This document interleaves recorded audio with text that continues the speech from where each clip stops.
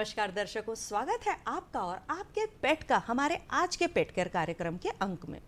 दर्शकों, हमारे कार्यक्रम का हमेशा से ही उद्देश्य ये रहा है कि आपके घर में आप जितने अलग अलग प्रकार के पेट्स पालते हैं उनकी देखभाल आप किस प्रकार से करें। भाई, इस जानकारी को लेकर आपकी भी तो कहीं ना कहीं कुछ एक अलग जानकारी प्राप्त होगी। आपको ये पता चलेगा कि वो जो पेट आपके घर में है उसको रखा कैसे जाए, उसका खान पान कैसा हो, उसका वैक्सीनेशन कब किया जाए। तो आज के अंक में भी कुछ एक अलग ही ब्रीड लेकर आए हैं। जी हाँ, आज हम आपको बताने वाले हैं साइबेरियन हस्की के बारे में। ये साइबेरिया से ओरिजिनेट है। ये जो साइबेरियन वुल्फ है बिल्कुल उनके जैसा दिखता है, दिखने में बेहद खूबसूरत, आपके घर की वफादारी से चौकीदारी करेगा, आपके बच्चों के साथ खेलेगा, साथ ही साथ में आपको अपने पास जब इसको रखते हैं तो एक बहुत ही एहसास ये होता है कि ये हमारे घर का सदस्य है। तो चलिए साइबेरियन हस्की के विषय में बात की जाए। इस विषय में जानकारी देने के लिए आज हमारे साथ उपस्थित है हमारी सबसे पहले वेटनरी डॉक्टर जो कि हैं मेघा जी। ये मेघा गौर जी। डॉक्टर साहब, आपका बहुत बहुत नमस्कार, स्वागत है। साथ ही साथ आज आपको मिलवाने वाली हूँ एक अनोखी, एक ऐसी एनिमल लवर से जो अपने घर में साइबेरियन हस्की रखे हुए हैं। ये पेट लवर होने के साथ साथ में अपने अलग काम करने के लिए भी बहुत मशहूर है। ये जो जानवर हैं उनकी रेस्क्यू भी करवाती हैं। तो चलिए इनसे मिल लिया जाए। ये हैं शिवांगी ठाकुर जी। नमस्कार, बहुत बहुत स्वागत है आपका। तो क्यों ना शिवांगी ठाकुर जी से ही शुरुआत की जाए। शिवांगी जी, आप मुझे ये बताइए, साइबेरियन हस्की जो है इसका ओरिजिनल कहाँ से है, क्या इतिहास है इसका? जो साइबेरियन हस्की होते हैं वो साइरिया में पाए जाते हैं, और जो वुल्फ होते हैं वहाँ के जो वुल्फ थे उनको और डॉग्स को ब्रीड करके साइबेरियन हस्की की ब्रीड बनाई गई। उसके बाद कई कंट्रीज़ में जाके इसकी अलग अलग तरीके से ब्रीडिंग होने लगी। जो साइबेरियन हस्की होते हैं वो बेसिकली सिर्फ बर्फ़ में पाए जाते थे और बर्फ़ में स्लेज गाड़ी को खींचने के लिए इस्तेमाल किया जाता था। वहाँ पे जो लोग थे उनने इसको एक साथी की तरह पाला और उनका एक अच्छे तरीके से साथ दे पाए, इसलिए इस ब्रीड को बनाया गया। जी, बहुत बहुत ही अच्छी जानकारी दी आपने। डॉक्टर साहब से पूछते हैं, डॉक्टर साहब इसको और किन किन नामों से जाना जाता है? वजन कितना होता है, आकार कितना होता है, और साथ ही साथ इसके कलर कितने पाए जाते हैं? इसके अलग अलग नाम होते हैं, जैसे कि इसको सी बेबी कहते हैं, हस्की कहते हैं, एस्किमो डॉग कहते हैं, और इसको चकचा भी बोलते हैं। बाकी इसके जो कलर्स हैं वो 3 to 4 वैरायटीज़ के होते हैं। ब्लैक, वाइट और रेड के कॉम्बिनेशंस होते हैं। इसकी हाइट के बारे में अगर बोला जाए तो इसकी हाइट होती है लगभग 21 इंचेस, और इसका वेट जो है वो वेरी करता है 20 to 25 kgs के अराउंड। जी जी जी, एक बहुत ही बड़ा डॉग है जिसको संभालना मुझे लगता है मुश्किल होता होगा। ये अपने ओनर को खुद लेकर चलता होगा। शिवांगी जी, मैं अगर ये पूछना चाहूँ कि ये भारत कैसे आए, क्योंकि ये साइबेरियन ब्रीड है, भारत कैसे आए, इसके विषय में अगर आप बताएं। ये साइबेरिया से यहाँ पे इम्पोर्ट कराया गया, जिससे कि हम इसकी इंडिया में ब्रीडिंग कर सकें, और मेल फीमेल 2 हस्की यहाँ पे लाके ब्रीड करके फिर इनको ब्रीडर्स ने आगे पब्लिक तक पहुँचाना शुरू कर दिया है इन्होंने। जी, मेघा जी, आप ये बताइए कि जब ये भारत आए हैं, ये किस प्रकार का कुत्ता है? अगर आप इसको समझाना चाहें कि कैसी ब्रीड है ये एक ठंडे वातावरण वाली ब्रीड है। मोस्टली क्या रहता है, ये कनाडा साइड और इन साइड में रहती है, साइबेरिया साइड। तो ये सब जो बर्फ़ वाले प्रदेश हैं उनमें रहती थी। तो इसका जो टेम्परेचर होता है जिसमें ये रहती है वो -30 to -50 डिग्री सेल्सियस होता है। तो जैसे अगर अपन लोग इसको इंडिया में पाल रहे हैं तो इसको थोड़ा ठंडे वातावरण में पालना पड़ेगा। या तो अपन एसी वगैरह कर सकते हैं, या फिर अपन लोग ऐसा भी कर सकते हैं कि जैसे हिमालय साइड और जो नॉर्थ ईस्ट साइड रीजन है उधर ये उधर के एटमॉस्फेयर में भी ये अच्छे से रह सकता है, बहुत अच्छे से रह सकता है। लेकिन जो लोग इसको रखते हैं उनका एक एक्सपेंसिव, जो एक कहना चाहिए, खर्चा भी है इसको रखने के लिए, कि आपको बिल्कुल उसको एसी के अंदर ही रखना पड़ेगा। हस्की को पेट के रूप में रखना कितना ज़रूरी है, कितना वाजिब है, क्योंकि आप एनिमल रेस्क्यूअर भी हैं। तो शिवांगी जी, आप ये बताइए कि हस्की को क्या रखना चाहिए? वैसे तो हस्की को जो हमारा इंडिया का टेम्परेचर है वो हस्कीज के लिए बिल्कुल भी नहीं है। कहीं ना कहीं इनकी लाइफ कम हो जाती है। तो बेटर है कि ये बर्फीले जगहों में, ठंडी जगहों में रखे जाएं। बट जबकि अब हमारे भारत में आ चुके हैं और काफ़ी घरों में पहुंच गए हैं, तो हमें पता होना चाहिए कि हमें इनको कैसे रखना है, इनकी केयर कैसे करनी है। तो पहले तो इनको 70% ये एसी में ही रहना पसंद करते हैं। विदाउट एसी ये बिल्कुल भी नहीं रहना चाहते हैं। इनका ठंडे टेम्परेचर में रखेंगे तो इनकी लाइफ सिक्योर होती है। हाँ जी। और इसके साथ साथ ये है कि हमें हर मौसम में ध्यान रखना पड़ता है। जैसे गर्मी में 24 आवर्स इनको एसी चाहिए, ठंड में इनको ठंडी भी लगती है, तो हमें उस टेम्परेचर पे भी इनको मेंटेन रखना पड़ता हाँ जी, है। ये हमें क्योंकि समझना पड़ेगा क्योंकि जी। कहीं ना कहीं वो इंडिया में आके थोड़े बहुत हमारे टेम्परेचर में ढल चुके हैं। अच्छा जी। तो हमें ऐसा नहीं है कि उन्हें पूरे टाइम ही ठंडी जगह पे रखना है। जी, बहुत अच्छी बात है। और विशेषताओं के बारे में अगर डॉक्टर साहब बताएं कि इस जो डॉग है इसकी और विशेषताएं क्या क्या है? इस डॉग की विशेषता ये होती है कि ये एडवेंचरस एक्टिविटीज़ ज़्यादा प्रेफर करता है। एडवेंचरस एक्टिविटीज़, एथलेटिक टाइप का होता है, तो इसको आप घुमाने ले जाएं, ट्रैकिंग वगैरह पे ले जाएं, तो उन सब चीज़ों में ये बहुत अच्छे से इंटरेक्ट करता है। और बाकी ये बहुत ही इंटेलिजेंट डॉग है, तो लोगों से भी घुलना मिलना और सबसे मतलब बहुत ही फ्रेंडली काइंड ऑफ बिहेवियर रहता है। देखा भी गया है ना, अगर हम फिल्मों में देखें, पिक्चर्स में देखें कि एक स्लेज खींचते हुए हम जब साइबेरियन हस्की को भी देखते हैं तो वो देखना भी बड़ा ही खूबसूरत दिखता है, बड़ा प्यारा सा एक डॉग रहता है। शिवांगी जी, आप ये बताइए कि जब आपके घर में ये है, और भी डॉग्स हैं आपके पास में? हाँ, उनके साथ में इनका कैसा बिहेवियर है? ये बहुत काम होते हैं जी। जल्दी एडजस्ट तो नहीं करते हैं, बट कहीं ना कहीं जैसे मैं एक एक्टिविस्ट हूँ, तो मैंने कई बच्चे रेस्क्यू किए और वो घर में आ गए, तो उसने एक्सेप्ट किया उनको, उनके साथ खेलती है, उनका ध्यान रखती है, बहुत सारी चीज़ें, बहुत पॉजिटिवली उसने हर चीज़ हैंडल की और एक्सेप्ट किया जो भी हमारे यहाँ रेस्क्यूड बच्चे जी, हैं। आपके डॉग का नाम बताएं आप। बेबी नाम है उसका। अच्छा, बेबी जी। दर्शकों, हम ये भी बताना चाहते हैं कि जो हमारे जो भी एनिमल रवर हैं, जिनके भी घर में पेट है, वो ओनर हैं, वो उसको अपने बच्चे जैसा रखते हैं, उसका एक नाम रखते हैं, उस नाम को वो पेट पहचानता है, उससे वो जाना जाता है और उसको भी लगता है कि ये मेरा खुद का परिवार है, मेरे खुद के ऑनर है। कितना अच्छा लगता है ना कि हम एक पेट को जब अपने पास में रखते हैं वो हमारे घर का सदस्य हो जाता है। डॉक्टर साहब से पूछना चाहूँगी, डॉक्टर साहब इसकी जो मुख्य विशेषताएं तो हमने देख ही ली, कौन कौन सी बीमारियां घेरती हैं इस जीव को? इसको मोस्टली एक तो अगर जैसे कि जो ओनर है अगर वो वेजिटेरियन है तो कई बार टीथ की प्रॉब्लम्स होती है, उस लोग को प्लैक बिल्डअप हो जाता है, ये सब चीज़ें। और बाकी क्योंकि इनका हेयर कोट जो है वो डबल लेयर का रहता है, थिक हेयर कोट रहता है, तो इनको स्किन इन्फेक्शन, स्किन डिसीजेस ये सब भी बहुत ज़्यादा होती है। तो क्या करना चाहिए कि फ्रिक्वेंटली इनको कम से कम हफ्ते में 2 बार ग्रूमिंग करें, इनकी कंघी करें, महीने में 2 बार इनको नहलाएं, तो ये सब चीज़ों का ध्यान रखना पड़ता है। दर्शकों, आप कहीं मत जाइएगा, हम लौट कर जल्दी आएंगे एक छोटे से ब्रेक के बाद।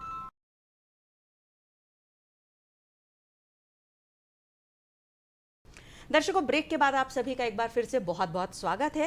आज के अंक में हम चर्चा कर रहे हैं कि किस प्रकार से साइबेरियन हस्की की देखभाल की जाए।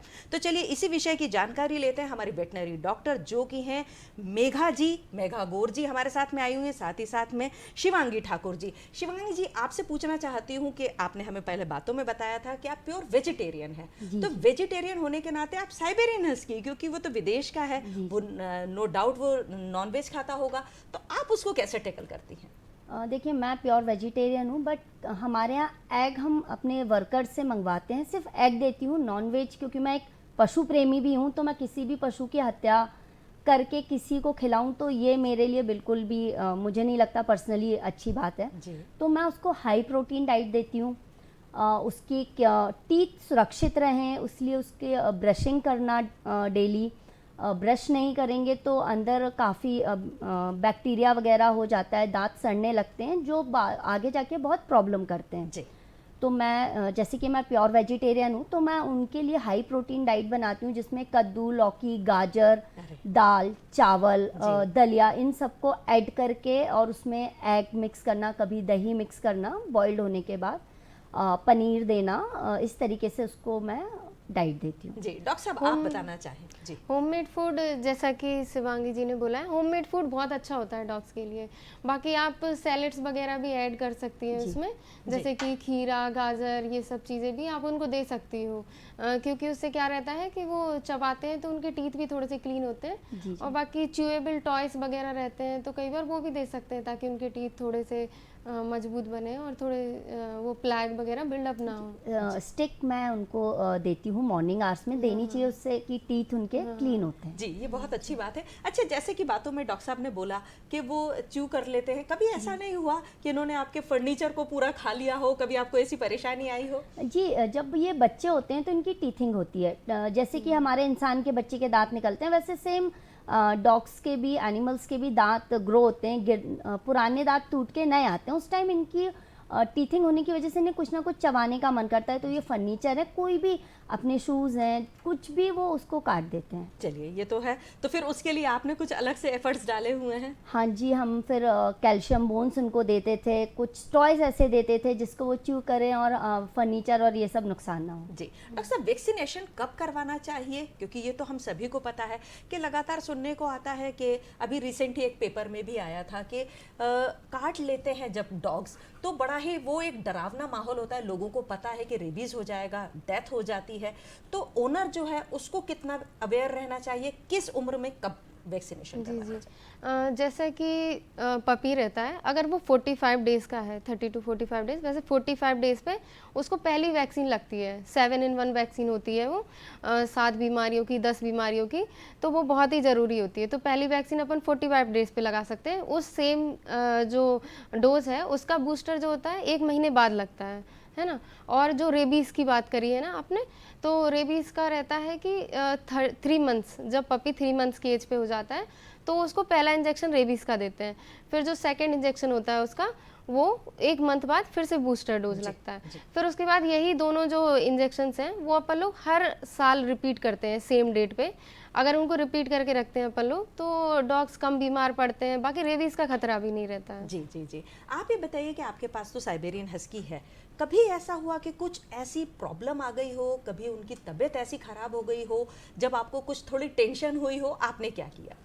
जब साइबेरियन हस्की हमारे पास आई थी और हम काफ़ी इमोशनली डॉग से कनेक्टेड हैं, तो हमें थोड़ा सा इमोशनल करके ये डॉग दिया गया था। और अच्छा। उस टाइम जिसके भी पास था इसको बहुत टिक्स थे। अच्छा, तो इसको जस्ट ये 4 मंथ्स की या 3 मंथ्स की थी जब हमने लिया था, और उनका कहना था वो इंडिया के बाहर जा रहे हैं इसलिए हमें देना पड़ रहा है, और हम इस तरीके से वो आई। तो उसको बहुत टिक्स थे एंड उसकी वजह से उसको टिक फीवर हो गया था। ओहो। और 1-2 डॉक्टर्स ने तो मना कर दिया था क्योंकि उसकी प्लेटलेट्स कम हो रही थी कि शायद ही ये सरवाइव कर पाए। जी। बट भोपाल में काफ़ी अच्छे वेटनरी डॉक्टर्स हैं जिनकी मदद से उसको रिकवर हुई वो, और आज हम सबके साथ हैं। 9 साल की बच्ची है क्या वो। बात है, बहुत अच्छी बात है, आपकी बच्ची आपके साथ में है और हम फोटोज में भी लगातार देख रहे हैं कि आपके साथ में वो बड़ी खुश है। आपके बच्चों के साथ उनका कैसा टेम्परामेंट है, कैसे रहते हैं घर के, जब आपके पास में बच्चे हैं तो उनके साथ में उसका बिहेवियर कैसा है?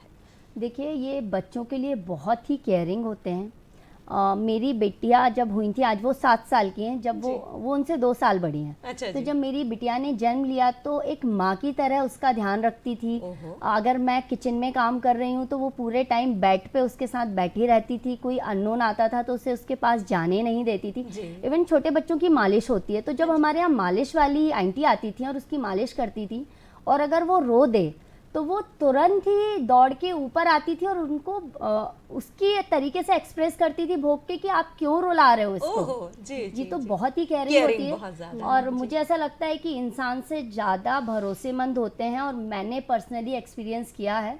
मेरी बेटी 7 साल की हो गई है, मैं अगर उन्हें अकेला भी घर में थोड़ी देर के लिए छोड़ जाऊँ तो वो सुरक्षित रहती है। सुरक्षित हैं आपके बेबी के साथ में, मतलब दोनों बच्चे एक दूसरे के साथ में सुरक्षित हैं। डॉक्टर साहब, ये बताइए कि इनके जो आंखों का कलर है, उनके विशेषताएं कुछ बताएं। इनके आइज़ का कलर बहुत ही स्पेसिफिक होता है, मतलब कि या तो ब्लैक, ब्राउन और ब्लू। जी।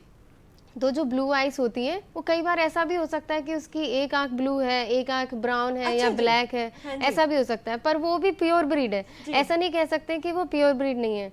एक दोनों आंखों का अगर कलर अलग भी रहता है तो भी वो प्योर ब्रीड ही मानी जाती है। जी, आंखें बहुत खूबसूरत होती हैं। हाँ। हेयर कोट भी बहुत सुंदर होता है। आप कैसे इस जो बहुत ही खूबसूरत से हेयर कोट है, इसको मेंटेन करने के लिए क्या करती हैं? उनको हम लोग कंटिन्यू मल्टीविटामिन्स देते हैं, जी। कैल्शियम भी देती हूँ। जैसे कि मेरे डॉग की एज अब 9 इयर्स हो चुकी है तो उसे कैल्शियम देना बहुत ज़रूरी है। जी। क्योंकि अब जैसे ह्यूमंस में 30 के बाद कैल्शियम रेट कम होता है, वो डॉग्स में भी होता है।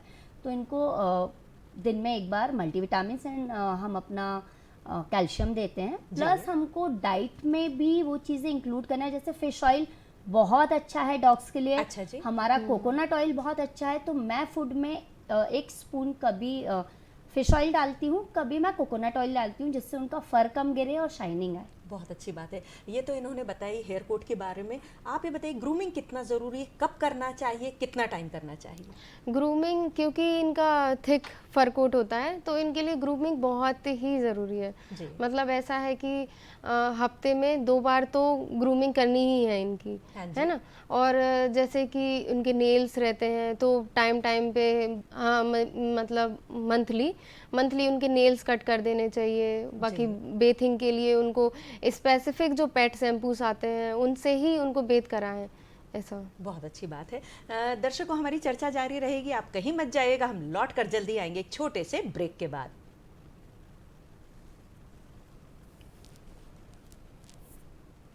दर्शकों, आज के पेट केयर कार्यक्रम में हम चर्चा कर रहे हैं कि किस प्रकार से साइबेरियन हस्की की देखभाल की जाए।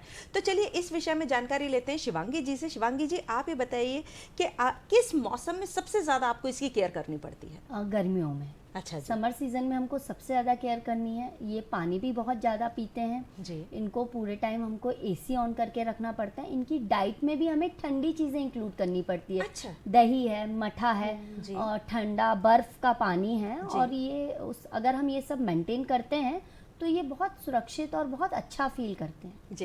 डॉक्टर साहब, ये बताइए कि इन्होंने तो बताया कि आप कैसे गर्मियों के अंदर, लेकिन अगर मान लीजिए कि किसी को बीमारी हो ही गई और वो घर में ही अब नहीं आ सकते, उस समय अगर रात हो रही है, कोई ऐसा टाइम है, तो घर में कुछ भी दवाइयाँ रख सकते हैं कि जो तुरंत दे पाएँ और हमारा जो घर का है उसको बच्चा ही कहेंगे, उसकी तबीयत ठीक हो पाए? हाँ, हम कुछ दवाइयाँ जो रहती हैं वो हम घर पे भी रख सकते हैं, जैसे कि वॉमिटिंग वगैरह के लिए जी। या डायरिया वगैरह जैसे हो जाता है उसके लिए, थोड़ा बहुत स्किन इन्फेक्शंस वगैरह के लिए हाँ जी। एंटीबायोटिक्स वगैरह, ये सब हम घर पे भी रख सकते हैं, सिरप वगैरह। अच्छा तो अगर जी। कभी ऐसा हुआ कि रात में उसकी तबीयत ज़्यादा ख़राब हो गई तो हम उसको सिरप वगैरह दे सकते हैं। जी जी जी। शिवांगी जी, ये बताइए कि भारत के बहुत सारे हिस्से हैं, हम बहुत बड़े देश में रहते हैं, यहाँ पर क्लाइमेट बहुत बदला हुआ सा है, तो किस क्षेत्र में साइबेरियन हस्की को रख सकते हैं हम? वैसे तो हमको जो हमारे यहाँ बर्फीले इलाके हैं उन्हीं में रखना चाहिए जी। बाकी अगर हम फाइनेंशियली अफोर्ड कर पाते हैं तो हर शहर में रखा जा सकता है, पर उनको उस टेम्परेचर में मेंटेन करके आपको एसी देना पड़ेगा। आप सोच रहे हैं कि आपके घर में कूलर है और हस्की रह जाएगा, तो ये आपकी गलतफहमी है। आपको एसी उसके लिए लगवाना ही पड़ेगा, और मेरे घर में एसी हस्की की वजह से ही हमने लगवाया। अच्छा जी, ये बहुत अच्छी बात बताइए। डॉक्टर साहब, एक्सरसाइज कितना ज़रूरी है, कितना टाइम तक करना चाहिए? इनको डेली कम से कम 1 घंटे एक्सरसाइज कराना ज़रूरी है, वो भी उसमें भी केवल घुमाना नहीं, उनको दौड़ना, राइडिंग करना, एडवेंचर एक्टिविटीज़ करना और ऑब्स्टेकल्स ट्रेनिंग जो होती है वो करना, ये सब उनकी जो है जीन्स में है। अगर हम इतनी एक्सरसाइज नहीं करवाते हैं उनको तो क्या रहता है कि ये डिस्ट्रक्टिव बिहेवियर बन जाता है, मतलब कुछ चबाएंगे, हाँ फर्नीचर चबाएंगे, ऐसे, तो ये सब चीज़ें रहती हैं। तो इसीलिए हम लोग को उनको डेली कम से कम 1 घंटे एक्सरसाइज करानी चाहिए, वो भी थोड़े ठंडे वातावरण में, क्योंकि उनको ठंडा पसंद है। जी। अगर बहुत उनको तेज धूप में ना निकलें। बहुत तेज धूप में नहीं ले जा सकते जी। क्योंकि डबल हेयर कोट भी है उनका, हाँ जी। तो उनको काफ़ी गर्मी लग सकती है। जी। तो इसीलिए सुबह सुबह मॉर्निंग में ऑनर्स को भी उनकी वजह से उठना पड़ता है और फिर एक्सरसाइज करानी पड़ती जी है। जी जी। शिवांगी जी, ये बताइए कि आप तो अपने डॉग को घुमाने ले जाती होंगी, तो आपको तो बहुत सेफ लगता होगा कि मेरे पास में इतना बढ़िया, इतना खूबसूरत सा मेरा डॉग है और वो बिल्कुल एक शेर जैसा है, तो वो आपकी रक्षा करता है। लेकिन क्या कभी ऐसा लगता है कि आपके डॉग को ये महसूस होता है कि वो भी सुरक्षित है आपके साथ में? बिल्कुल होता है जी। कहीं ना कहीं जब ऑनर्स साथ में होते हैं तो हाँ जी। डॉग्स में एक कॉन्फिडेंस आ जाता है कि हमारा अब कोई कुछ नहीं कर सकता। हाँ जी। और इवन हस्की ऐसी ब्रीड है कि जो बाकी स्ट्रे डॉग्स होते हैं, जब मैं हस्की को वॉक कराने लेके जाती हूँ, मैं उसको डेली 2 से 2.5 किलोमीटर उसको वॉक कराती हूँ। अच्छा जी। तो उस बीच में जितने भी स्ट्रे डॉग्स होते हैं वो उसे देख के ही डर के भागने लगते हैं, उनको लगता है भेड़िया आ गया है। अच्छा जी जी जी जी जी। जी। तो हमको कम से कम इतनी वॉक करानी ही चाहिए कि उनको 2-2.5 किलोमीटर डेली वॉक कराएं। हाँ जी। और साथ ही साथ में हमें ऐसा करने से जो हमको मंथली नेल्स काटने, अगर हम किसी मंथ नहीं भी काट पा रहे हैं तो वो अपने आप नेल्स घिसा घिसा के काफ़ी ठीक रहते हैं। जी जी जी। कभी ऐसा हुआ है कि आप घुमाने ले गए हैं और इनकी किसी से लड़ाई हो गई हो अच्छी तरीके से, तब कैसे निपटेंगे आप? वैसे तो ये लड़ती नहीं है क्योंकि जब तक इनको कोई छेड़े नहीं ये कुछ नहीं करती, बट हाँ अगर ये इन पे कोई अटैक करता है तो ये फिर छोड़ते नहीं, क्योंकि वुल्फ ब्रीड है जी। तो ये मौका आता नहीं है। अभी तक मेरे साथ नहीं हुआ क्योंकि इन पे कभी किसी डॉग ने अटैक नहीं किया। कई बार ये जब छोटी थी तो भाग जाती थी, बट हमको सुरक्षित ही मिलती थी। जी, आपको बड़ा अच्छा लगता था इनके साथ में और उन्हें भी आपके साथ में बहुत अच्छा। चलते चलते डॉक्टर साहब आप ये बताइए कि कुछ आप सलाह देना चाहेंगे हमारे जो पेट ओनर हैं उन्हें?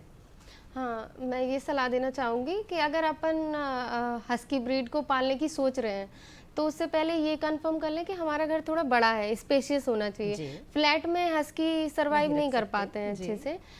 और दूसरा कि अगर आप हस्की पाल रहे हो तो आपको उनको प्रॉपर टाइम देना पड़ेगा ग्रूमिंग के लिए। अटेंशन सीकर्स भी होते हैं वो बहुत, जी। तो उनको अटेंशन भी देनी पड़ेगी, उनके साथ खेलना भी पड़ेगा थोड़ा बहुत।